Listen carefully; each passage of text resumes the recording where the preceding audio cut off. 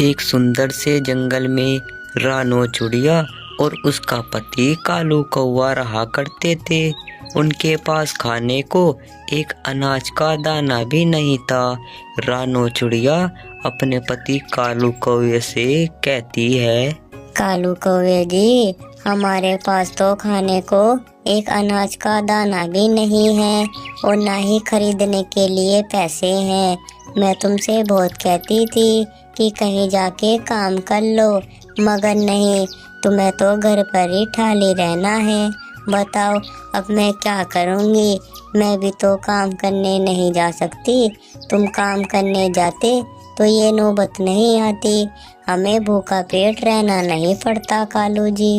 अरे क्या बात कर रही हो रानो चिड़िया, मैं तो काम करने जाता हूँ मगर मुझसे अब काम नहीं होता। जहाँ भी मैं काम करने जाता हूँ ना, वहाँ से मुझे निकाल देते हैं क्योंकि अब मैं बूढ़ा हो गया हूँ। रानो चिड़िया, तुम एक काम करो ना, जंगल कोई तुम्हारा जानता हो तो तुम उसके पास मदद लेने चली जाओ। क्या पता वो हमारी मदद ही कर दे।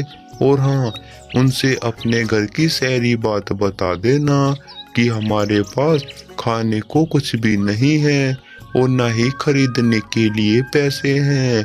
तो ये बात सुनकर जरूर वे हमारी मदद करेंगी।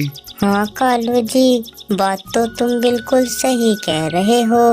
मेरी एक जानती तो है, उनका नाम मीनू मौसी है। वे ना जंगल की दूसरी तरफ रहती हैं। मैं उनके पास जाकर उनसे अपनी सारी बात बता दूंगी कि हमारे पास खाने को एक अनाज का दाना भी नहीं है और ना ही खरीदने के लिए पैसे हैं। क्या पता ये बात सुनकर मीनू मौसी मेरी मदद ही कर दे। कालू जी, तुम अपना ध्यान रखना। मैं मीनू मौसी के पास मदद लेने जा रही हूँ। इधर मीनू मौसी जंगल में अकेली बैठी होती है। तभी मीनू मौसी के पास उड़ती हुई रानो चिड़िया आ जाती है और आकर बैठ जाती है। मीनू मौसी रानो चिड़िया को देखकर कहती है, अरे रानो चिड़िया, तुम मेरे जंगल में। और बताओ रानो चिड़िया, तुम तो अपनी मीनू मौसी को बिल्कुल भूल ही गए। पता नहीं क्या हो गया तुम्हें।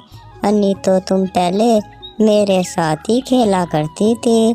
अब जब से तुम्हारी शादी हुई है ना, जब से तो तुम बिल्कुल मीनू मौसी को भूल ही गई हो। और बताओ, तुम्हारा पति कालू कौवा कैसा है? वे ठीक भी रहता है या नहीं?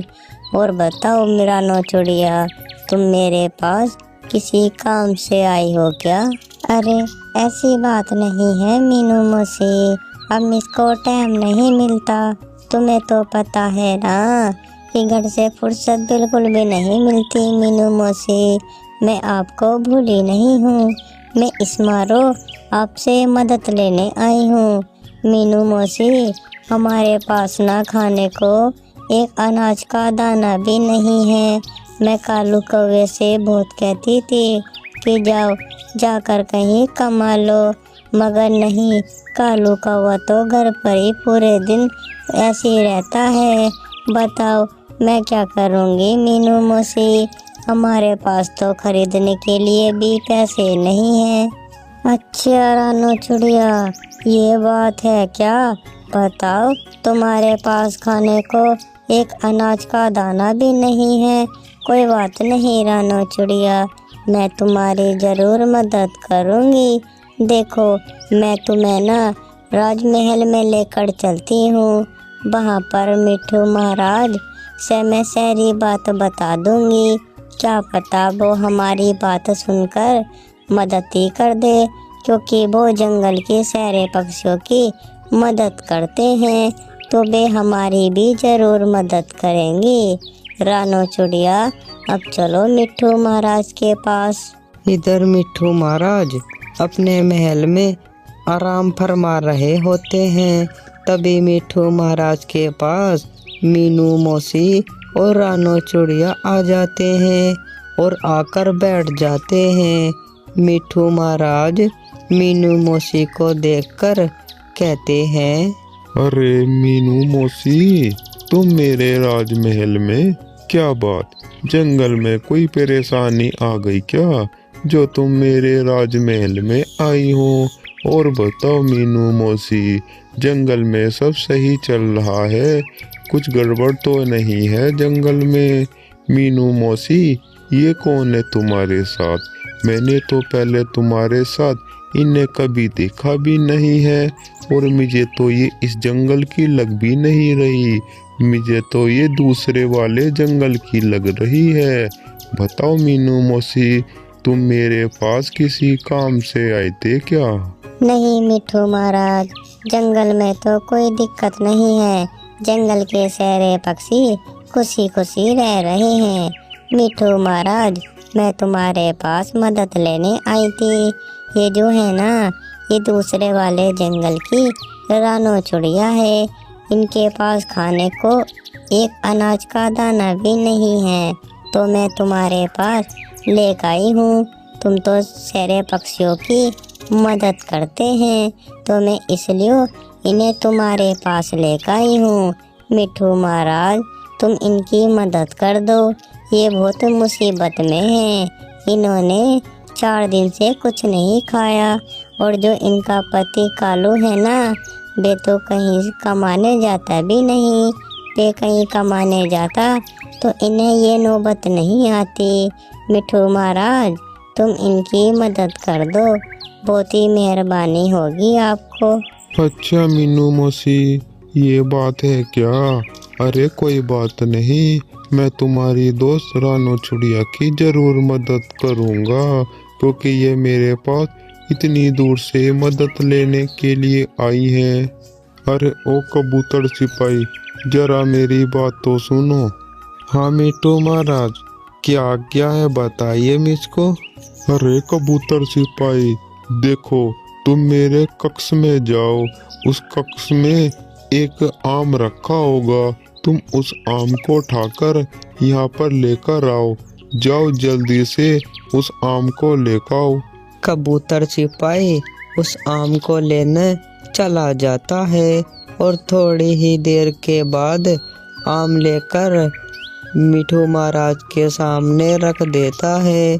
और मिठू महाराज मीनू मौसी से कहता है, अरे रानो चिड़िया, देखो ये तुम आम ले जाओ और इस आम को ले जाकर अपने जमीन में रख देना।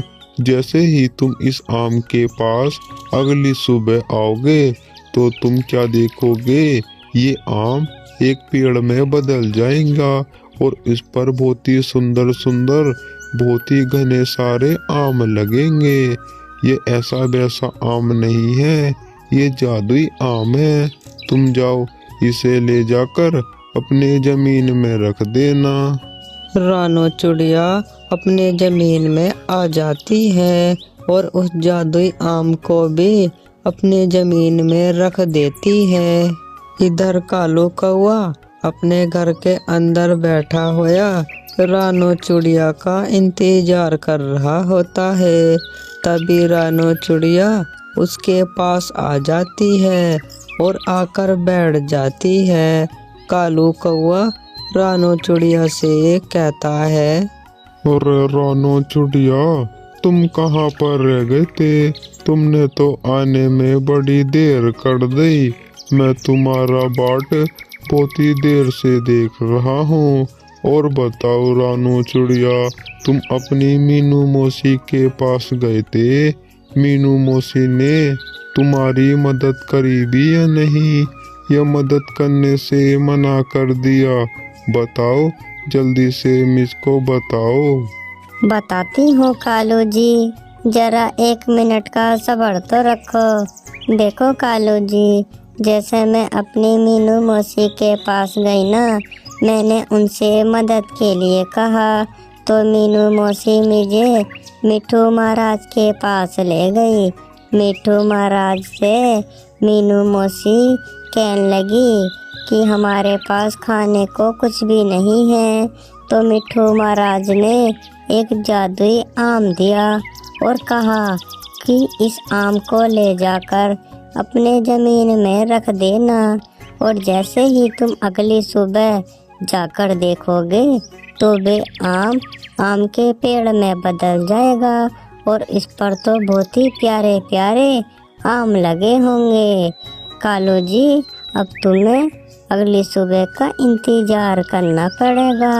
हम अगली सुबह जाकर देखेंगे कि हमारा जादुई आम का पेड़ उगता है या नहीं। अगली सुबह हो जाती है और दोनों ही अपने आम के खेत में आ जाते हैं और दोनों ही क्या देखते हैं कि उनका बे आम के पेड़ में बदल चुका होता है और उस पर प्यारे प्यारे सुंदर आम लगे होते हैं। ये सब देखकर दोनों ही बहुत ही हैरानी में पड़ जाते हैं। कालू कौवा रानो चिड़िया से कहता है, अरे रानो चिड़िया, देखो हमारे खेत में आम का पेड़ खड़ा है। ये तो जादुई आम का पेड़ है और इस पर देखो बहुत ही सुंदर सुंदर आम लगे हैं। मेरे तो अभी से मुंह में पानी आ गया। रानो चिड़िया, तुम जल्दी से एक टोकरी आम की तोड़ लो।